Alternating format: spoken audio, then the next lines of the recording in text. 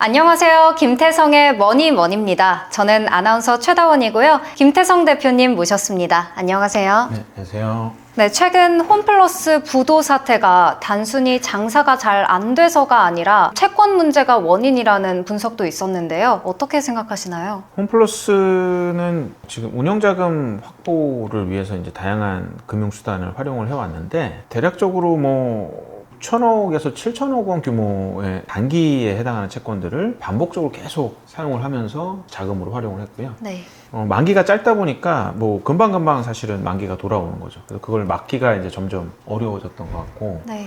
홈플러스가 활용한 단기 채권을 보면 이제 기업 어음, 전자 단기 사채 뭐 이런 것들이 있는데 기업 어음은 단기 자금을 조달하려고 발행하는 건데 만기가 1년이에요. 그리고 담보가 없어요. 아, 네. 전자 단기 사채는 전자 방식으로 발행되는 뭐 만기 1년 이내의 단기 채권이거든요. 그러면 주로 활용한 것들이 둘 다 만기 1년 이내의 채권들을 활용을 했어요. 이런 단기 상품을 통해서 자금을 확보를 해왔다. 이게 네. 좀 리스크가 있었다라고 보이는 거고, 홈플러스가 기업 회생 절차로 이제 돌입을 했는데 기업 회생 절차에 돌입하면 채권이 상환이 더 어려워지죠. 왜냐하면 회생을 신청하는 순간 이거는 이제 회사가 굉장히 위험하구나라고 인지를 하게 되고 돈을 갚으려면 다른 데 또 돈을 좀 빌려와야 되는데 이 빌려오는 게 안 되는 거죠. 특히 이제 문제되는 건 뭐냐면 카드 대금 유동화 증권이나 기업 어음 같은 걸 증권사를 통해서 일반인들한테 판매를 해요. 증권사에 가시면 이제 채권을 판매하거든요. 그러니까 채권은 어떻게 보면 은행의 예금하고 비슷해요. 그래서 만기 전까지 그 돈을 놓고 상응하는 이자를 받는 거죠. 근데 홈플러스 같이 조금 이 위험한 구간에 있는 회사들일수록 자금 조달이 어떠세요? 쉬울 것 같으세요? 어려울 것 같으세요? 어렵죠. 어렵죠. 어려우면 당연히 이자를 높게. 사람들이 돈을 안 맡기니까 그럼 우리가 이자를 더 줄게. 그래서 이렇게 증권사들을 통해서 투자자를 사실은 어떻게 보면 모집을 한 거죠. 문제가 뭐냐면 지금 이제 얘기들 나오는 거는 홈플러스의 재무 상태에 대해서 설명을 해주고 이 채권에 투자하세요라고 했어야 되는데 그거를 좀 온전히 설명을 못했다 라는 얘기들이 나오고 있어요.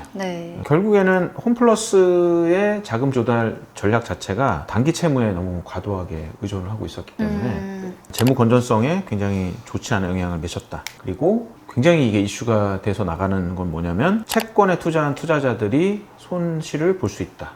요거 때문에 지금 사실 이슈가 많이 되고 있습니다. 그러면 지금 홈플러스가 기업 회생 상태라고 하던데 이게 그러면 사실상 망한 건지 아니면 회생할 가능성이라도 있는 건지 궁금합니다. 회생 절차 들어간다라고 해서 이제 망하지는 않고요. 망하는 건 저희가 청산 절차라고 말을 하는데 결론부터 말씀드리면 회생할 가능성은 높은 상황이다. 홈플러스는 신용등급이 하락을 하니까 저희가 대출을 받을 때 신용등급이 낮게 나오면 이자율을 높게 적용받거든요. 그러니까 기업도 마찬가지예요. 신용등급이 하락하면 이게 이자를 더 내야 됩니다. 더 비싼 돈으로 갚아야 되는 거죠. 그렇기 때문에 아예 그냥 3월 4일 날 서울회생법원에 기업회생 절차 개시를 신청을 해버렸어요. 법원은 이걸 굉장히 빠르게 승인을 해줬고요. 그렇기 때문에 지금 기업회생 절차에 들어갔는데 기업회생 절차는 이게 법원이 이제 빚을 조정해줘요. 그러면 기업은 이걸 하고 나면 이제 파산을 좀 면할 수 있다. 문제는 뭐냐면 기업회생 절차가 진행이 되면 빚을 조정을 해줘요. 왜냐면 이 회사의 자체 힘으로는 빚을 갚을 수가 없다라고 되어 있기 때문에 법원에서 채권 채무 재조정이라고 해서 빚을 좀 깎아줘야 얘가 살지 않겠어? 라고 하는 거예요. 그러면 채권자들을 모아놓고 니들이 받을 돈이 얼마인지 다 적어서 내 라고 먼저 얘기를 해요. 그러면 이 중에서 몇 프로를 삭감을 해줘 라고 얘기를 해요. 그러면 아까 제가 말씀드린 은행에서 채권을 산 사람들도 예금인 줄 알고 이자를 많이 받는 성격의 기업 어음 같은 거를 우리가 샀는데 예를 들어 제가 뭐 1,000만 원을 넣었어요. 갑자기 이 회사가 법원에 가서 빚을 좀 깎아주세요 라고 얘기를 하는 거예요. 그러면 내 1,000만 원 중에 얼마를 돌려받을 수 있을지는 아직 몰라요. 일정 부분을 삭감을 한 정도만 네가 받아가라 돈을. 이렇게 하는 게 회생 절차의 사실은 거의 핵심적인 부분이고 더 안 좋은 경우는 어떻게 하냐면 내가 1,000만 원을 넣었어요. 그러면 그 중에서 너는 30%만 받아가. 근데 300만 원이잖아요. 네. 그럼 그걸 현금으로 받아갈 수도 있는데 현금으로 안 받아가고 보통은 그거를 주식으로 받아가게 해요. 출자 전환이라고 합니다. 강제적으로 그냥 주주가 되게 만들어버려요. 네. 이게 최악의 시나리오입니다. 그래서 3월 18일까지 채권자 목록을 제출하게 되어 있고요. 네. 그리고 6월 3일까지 회생 계획안을 마련할 예정인데 네. 자 그러면 채권자분들 집에 뭐 날라오는지 잘 보셔야 돼요. 왜냐면 이거 신고해야 돈을 받거든요. 네. 안 그러면 그냥 다 삭감해버리는 경우도 있으니까 네. 좀 촉각을 곤두세우실 필요가 있다라고 보입니다. 얼마 전에 이 TMF 사태가 있었잖아요. 유독 이런 커머스 업체들이 타격을 연이어서 받는 것 같은데 이 해당 산업군, 이 커머스 산업군이 고위험군인 걸로 봐야 하는지 궁금합니다. 온라인, 오프라인 다 이거 커머스라고 저희가 이제 뭐 통틀어서 이야기를 하자면 이 커머스 업계의 위기는 사실은 업계 전반적으로 경쟁이 굉장히 심화되고 있고요. 그리고 소비 패턴도 많이 바뀌었고 그리고 온라인 시장도 뭐 사실 코로나를 기점으로 굉장히 폭발적으로 성장했거든요. 네. 그러니까 이런 요인들이 복합적으로 작용을 하면서 어떻게 보면 위기가 이미 좀 다가오고 있는 시점이다라고 볼 수 있을 것 같아요. 1차 타격은 특히 이런 홈플러스나 이마트 같은 오프라인 중심으로 대응을 했던 회사들의 1차 타격은 언제였냐면 코로나였어요.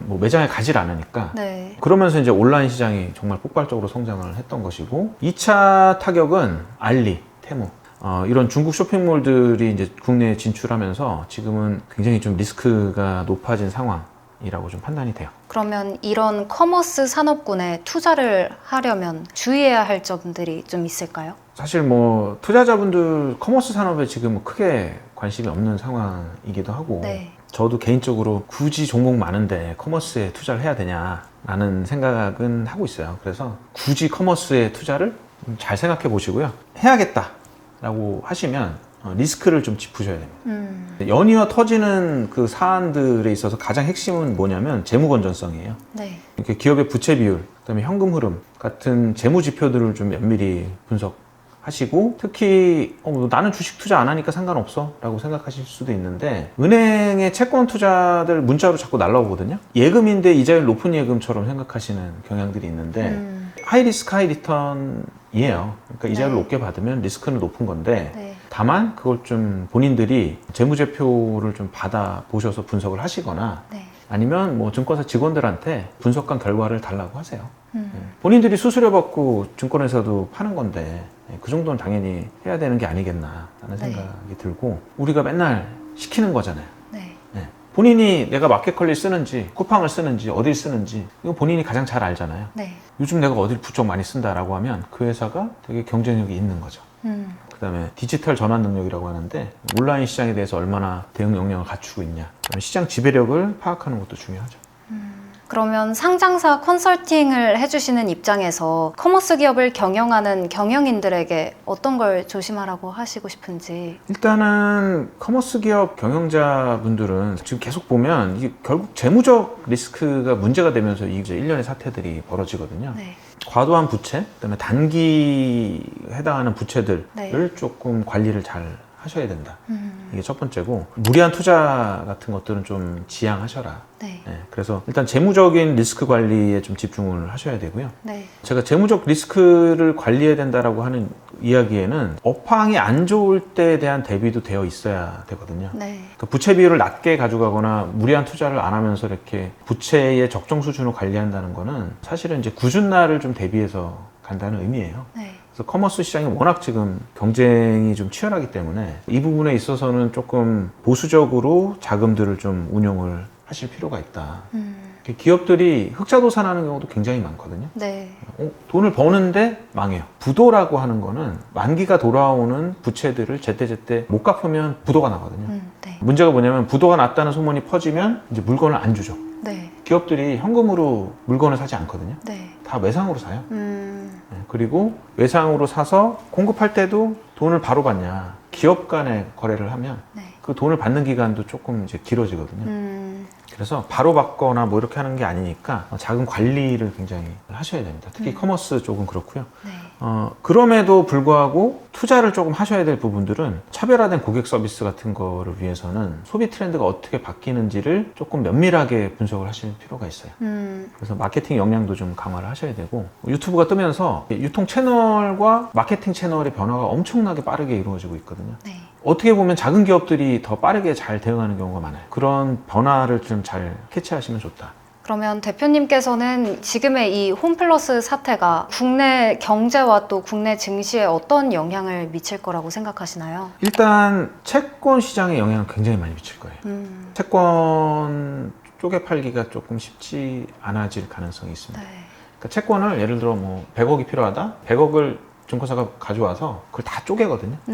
그 쪼갠 조각을 투자하신 거예요. 네. 이런 식의 이제 채권 투자는 좀 영향을 많이 받을 것 같고요. 그리고 이건 유통산업이 어렵다는 방증이거든요. 그러니까 네. 사실은 전반적인 주식시장의 투자 심리도 좀 좋지 않을 가능성이 네. 크고, 뭐 M&A 시장에도 좀 영향을 미칠 수 있습니다. 네. 결국엔 이 큰 기업을 인수해서 회생 절차로 들어갔기 때문에 조금 더 이제 인수하는 데 있어서는 보수적인 접근을 할 가능성이 큰 거죠.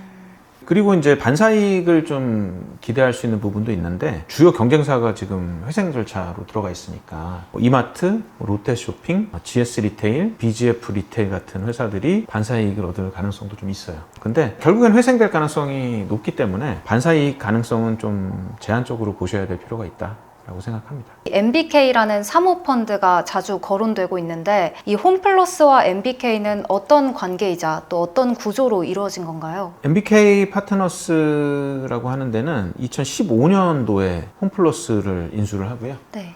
인수 가격이 그 당시에 7조가 넘습니다. 네, 엄청난 금액이고, 현재 홈플러스 최대 주주는 MBK 파트너스가 아니라 MBK가 설립한 페이퍼 컴퍼니, 그러니까 한국 리테일 투자라는 페이퍼 컴퍼니가 보유를 하고 있고요. 지분율은 뭐 대략 한 54.46% 정도로 알려져 있어요. MBK 파트너스가 영국 테스코한테 홈플러스를 인수를 하거든요. 네. 금융 구조를 조금 복잡하게 설계를 했어요. 그래서 인수 금액이 7조 2천억인데 네. 이 중에서 5조 원이 홈플러스 명의의 대출을 받아서 충당을 했어요. 네. 네. 투자자들한테 최초로 이제 받은 조달 금액은 3조 원. 그래서 3조 원을 가지고 인수를 하겠다라고 이제 인수전에 참여했던 거고, 아까 말씀드린 대로 5조 원의 대출을 받아서 인수 자금으로 활용을 하고, 또 하나는 부동산 매각도 합니다. 네. 홈플러스 주요 점포들을 다 매각을 해요. 점포를 매각하면 장사가 안 되잖아요 라고 할 수도 있잖아요. 그래서 어떻게 하냐면 세일 앤 리스백이라고 먼저 판 다음에 임차를 놔요. 그러니까 이건 뭐냐면 주인이 집을 팔고 전세나 월세로 사는 거랑 똑같아요. 아, 네. 네. 그래서 이 세일 앤 리스백이란 방식으로 진행이 되면서 매각된 점포를 다시 이제 빌려와서 운영을 계속 지금까지 해왔던 거죠. 이렇게 구조가 복잡하게 좀 짜여 있는데, 그러면 결국에는 MBK 파트너스는 굉장히 적은 자기 자본을 투입해서 대규모 회사를 인수를 한 거고, 결국에는 이게 재무 구조에 부담을 줬다라는 의견들도 있어요. 네. 점포를 매각한 다음에 임대로 다 돌렸기 때문에 네. 자기 점포였으면은 임대료가 나갈 필요가 없겠죠. 네. 그리고 핵심 자산이 결국에는 다 매각돼서 나간 거잖아요. 홈플러스 수익성이 그것으로 인해서 뭐 악화됐다. 그러면 지금의 이 사태가 벌어지기까지 홈플러스의 최대 실책 뭐라고 생각하시나요? 홈플러스 부도 사태는 뭐 영업 부진이 뭐 사실은 가장 큰 문제이기도 한데, 이게 재무적인 부분도 좀 잘못 운영을 해서 이런 사태가 벌어졌다 보고 있어요. 일단 최대 실책은 시장 변화에 대한 대응이 좀 부족했고요. 네. 그리고 재무구조 개선하는 것도 이제 실패를 한 거죠. 그래서 첫 번째는 차입금을 너무 과다하게 썼어요. 차입금을 많이 쓰면 이자 비용에 대한 부담이 커지니까, 네. 거기에다가 아까 말씀드렸다시피 원래 안 나갈 임대료였는데 임대료도 지금 되게 구조가 바뀌었잖아요. 그러니까 이제 비용 구조가 굉장히 안 좋아졌던 거고, 이게 재무 부담을 더 가중시켰다라고 보고 있어요. 저희 머니머니는 투자를 잘하고 싶으신 분, 또 받고 싶으신 분들을 위해서 콘텐츠를 계속해서 고민해서 만들고 있습니다. 여러분의 구독과 좋아요 꼭 부탁드립니다. 지금까지 김태성 대표님과 이야기 나눠봤습니다. 감사합니다. 네, 감사합니다.